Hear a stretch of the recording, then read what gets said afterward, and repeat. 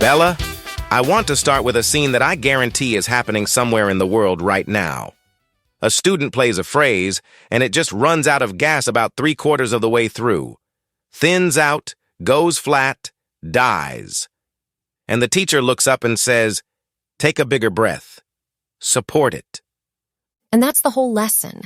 That is the entire instruction. 2 sentences.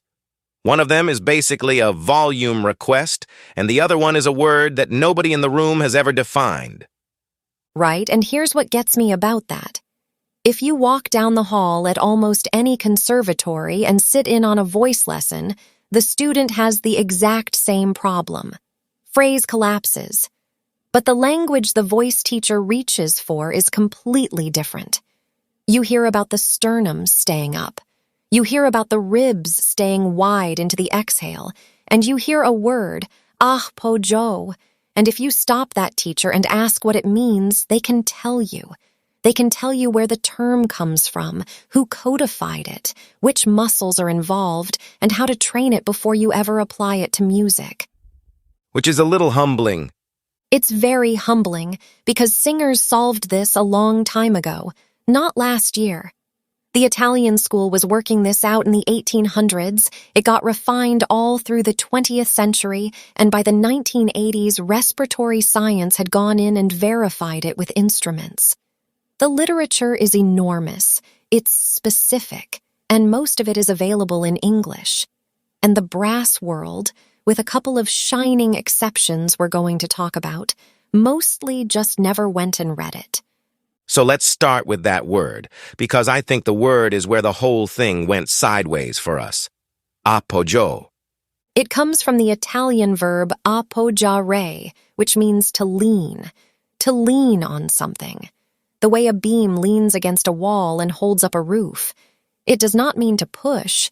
It does not mean to squeeze. It means to lean. And we translated it as support. And that one word did a tremendous amount of damage because in English, support got heard as effort, as something you do harder. So you have generations of brass players, and honestly, plenty of singers too, who interpreted support as an instruction to bear down, clamp the abdominals, and generate pressure, which is almost exactly backwards from what the Italians meant. Okay, so what is it actually describing? It's describing a relationship. So think about what happens when you inhale.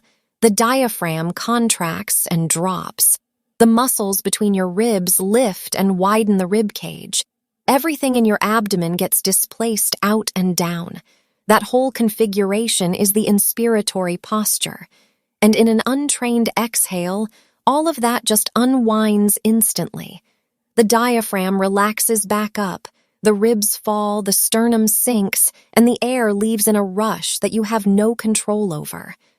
Which is what most of us are doing on every phrase. Every phrase. And appoggio is the trained refusal to let that collapse happen on schedule.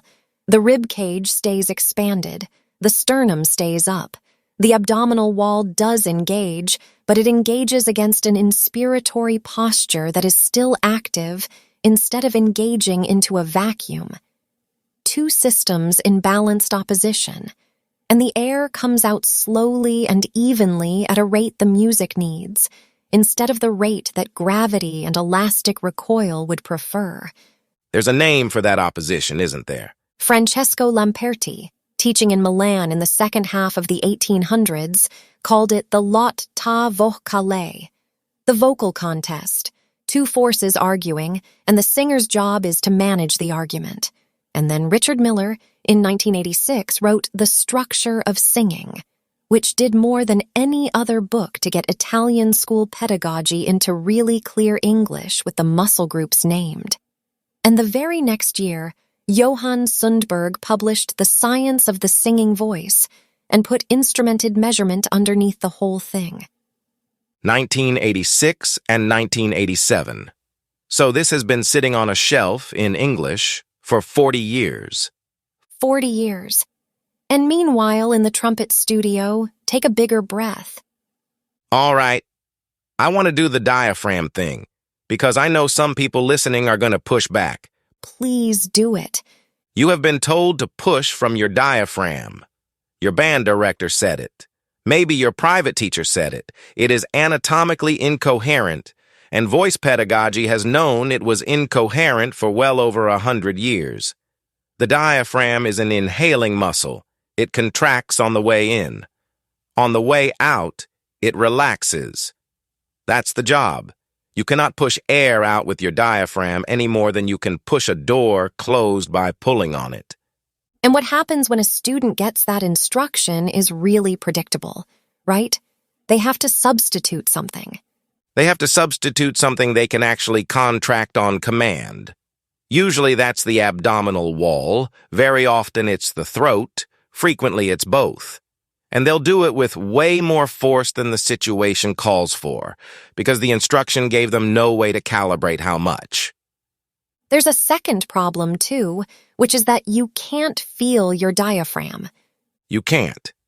It just isn't wired for the kind of position sense that would let you locate it and command it directly. When somebody says they can feel their diaphragm working, what they're feeling is the abdominal wall moving and the lower ribs expanding. Those are downstream consequences. That's not the muscle. So the instruction is asking you to consciously drive a muscle you can't sense, in a direction it doesn't move. Correct. And good voice teachers largely stop saying it. They talk about the ribs, the sternum, the abdominal wall, the feeling of expansion around the back and the sides, things a student can actually perceive and then reproduce. Brass teaching kept the diaphragm line because it sounds like anatomy. It has the texture of technical knowledge. It just doesn't correspond to anything. Okay. If I could only give a trumpet player one idea out of the entire vocal literature, this next one is it, and it is almost completely absent from how we teach. Go. Singers train the maintenance of the inhaling posture all the way through the exhale. Sternum up, ribs wide, not rigid, not locked, but also not surrendering. The Italians called the whole carriage the noble posture, and that is not a stage affectation. It's a mechanical requirement. A rib cage that stays expanded keeps the lungs in a geometry where you can actually meter the airflow. A rib cage that collapses in the first 2 seconds has handed the entire phrase over to elastic recoil, and recoil does not care what you were trying to say musically. I want people to go test this, because you can see it from the audience. You absolutely can. Watch a trumpet section on a long phrase and just watch the sternums. Most of them start sinking almost immediately, and by the last third of the phrase, the player is scavenging, shoulders creeping up, neck engaging, sound narrowing, pitch drifting sharp, because the throat has taken over the job the torso quit doing. And then watch a trained singer sustain something comparable, and the upper torso barely moves. All the motion is in the abdominal wall, gradual and continuous, and the rib cage holds its shape almost to the end of the line. And that's not talent. It is not talent. It's a specific trained behavior with a name, and it takes a few weeks of deliberate work to install. For a trumpet player, it might be worth more than any embouchure adjustment you make this year. Let's talk about the inhale itself, because there's a rule in voice studios that we do not have and probably should. Voice students get corrected for noisy breathing, immediately and constantly from the very first lessons. Why does that matter so much? Because it's diagnostic. Inhaling makes noise when air is moving fast through a narrow passage. So an audible gasp is a report. It's telling you the vocal folds are partly closed, or the tongue is high, or the throat is constricted, or all three. And every single one of those conditions carries straight into the note you're about to play. You don't get to tense the throat on the breath and then relax it at the attack. Whatever shape you inhaled through is the shape you're going to start playing through. And trumpet players gasp all the time. Constantly and loudly, And in some corners of the brass world, a big, aggressive snatch of air gets treated like a sign of commitment, like it proves you mean it. What it proves is that you built resistance into your air column before a single note came out. Exactly. And the fix transfers over directly. Inhale through an open, relaxed vowel shape, the mouth position of O, or a low, warm ah, tongue down and forward, jaw released. The breath should be essentially silent even when it's a big one. If you can hear yourself, something is closed, and the note is going to inherit it. There's a piece of this right at the end of the inhale that I think is even more important, actually. The suspension. The suspension.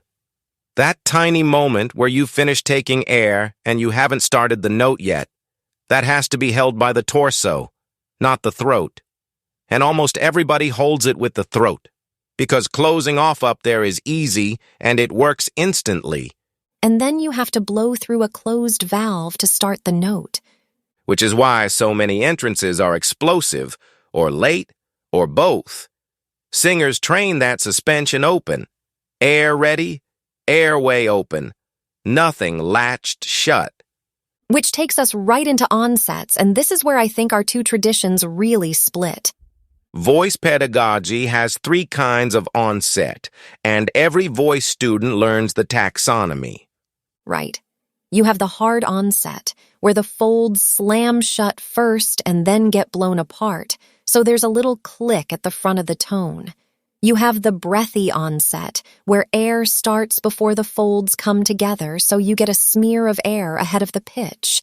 And then you have the balanced onset, where airflow and closure arrive at the same instant, and the tone just begins clean, with no click and no fog. And we have all 3 of those on trumpet, with basically no vocabulary for them. None. We have the grunted attack where the throat closes and pops. We have the whoosh of air ahead of the pitch that ruins soft entrances. And we have the balanced onset, which is what we're actually describing when we say somebody has a beautiful attack. So why did we never build the vocabulary? Because we have a tongue, and singers mostly don't use theirs that way. So our pedagogy handed the entire onset over to articulation. Tongue placement, syllable choice, how hard you strike, is it to or do or da. All useful, all secondary. The quality of the onset is governed mainly by whether the air and the embouchure vibration arrive at the same moment, and the tongue is a release mechanism, not a launch mechanism. Singers get that right because they have no choice. They have nothing to hide behind, no tongue stroke, so they have to coordinate airflow and vibration directly. And that is exactly why the fastest way to fix a trumpet player's articulation is to take the tongue out entirely for 10 minutes. Start every note on air alone. Find the coordination that makes it speak. Then put the tongue back and notice how little of it you actually needed. One more borrowed idea before we get practical, and this one's free. Singers breathe in rhythm. Precisely in rhythm. The breath has a defined value in the bar, and it gets rehearsed as part of the phrase, not as an interruption between phrases. And trumpet players steal time. We breathe whenever there's room, and however much we feel like breathing. So the single most influential variable in the whole phrase, how much air you have and how your body is organized to deliver it, is different on every single repetition. And then we're baffled that the passage is inconsistent. So put the breath in the bar. Give it a value. Inhale on the upbeat, in tempo, at the speed the tempo allows. Fast tempo means a fast breath, which means the airway has to be genuinely open because there's no time to fight it. Slow tempo means a slow breath, which means you have to resist filling up in a quarter of the available time and then sitting there with a locked throat waiting. So the obvious question, Adam, why didn't we borrow any of this?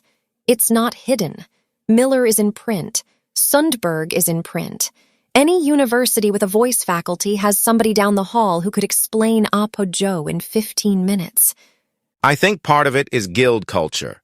Brass playing transmits through apprenticeship. You study with somebody who studied with somebody, and you largely teach what was done to you. That preserves excellence beautifully, and it preserves error just as beautifully, because there's no mechanism inside that model for auditing whether an inherited instruction is actually true. And part of it is that we are obsessed with the face. We are completely obsessed with the face. Brass conversation is organized around the embouchure, mouthpiece placement, aperture, pressure, chop strength, endurance. Breathing gets one chapter near the front of the method book, and then everybody moves on to the exercises. Singers don't have a mouthpiece to blame, so breath management had to become the center of their pedagogy, and it got the attention it deserved. And the third reason, I think, is that we already had a word. Support. We had a word that sounded like it covered the territory, so nobody went looking for a better one. A vague word that everybody uses confidently is a remarkably effective barrier to actually investigating anything. Now, we cannot make this argument without dealing with Arnold Jacobs, because Jacobs went and did exactly the thing we're saying Brass didn't do. He absolutely did.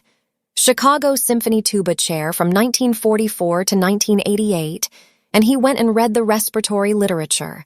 He worked with physicians and pulmonary researchers. He had spirometers and breathing bags in his studio, and he measured people, because he wanted to know what was actually happening instead of what the tradition assumed was happening.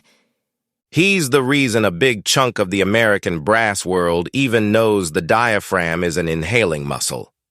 And he said over and over that the point was wind and song, not muscular manipulation of the torso. That you organize the breath around the musical product you're hearing, not around a checklist of physical instructions. And what survived him mostly was a phrase.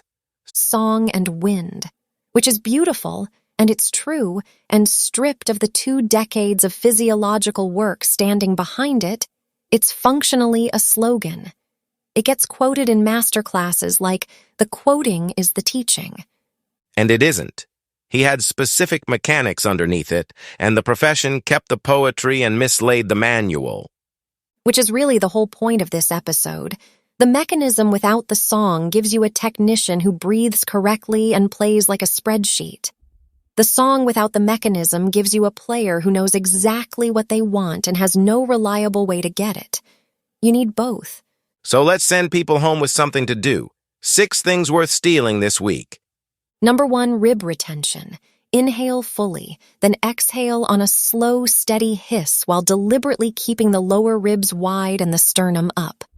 The abdominal wall moves. The rib cage does not collapse. You're going for evenness, not duration. 2 or 3 minutes. Number 2, the Farinelli breath.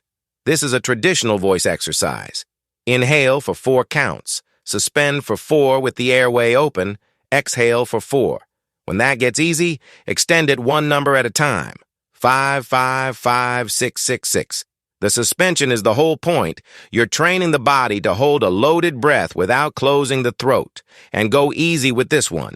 If you get lightheaded, back off. There is nothing to be gained by pushing it. Number 3, silent inhalation. Hand on the sternum, breathe through an open O. If you can hear it, something is constricted. Find it, release it, take the same breath again. Number 4, air first attacks. 10 minutes with no tongue at all. Start every note on air alone until they speak reliably and immediately. Then reintroduce the tongue. Number 5, breath in tempo. Metronome on. Put the inhale on a defined beat. Same value every repetition. And number 6, sing it, then play it. Oldest transfer in the book and still the most effective one there is. Sing the phrase, badly is fine, nobody's auditioning.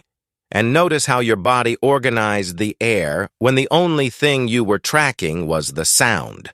Then pick up the horn and reproduce that organization. Which is Jacobs's point and the Italian school's point at the same time. The breath follows the phrase you're hearing.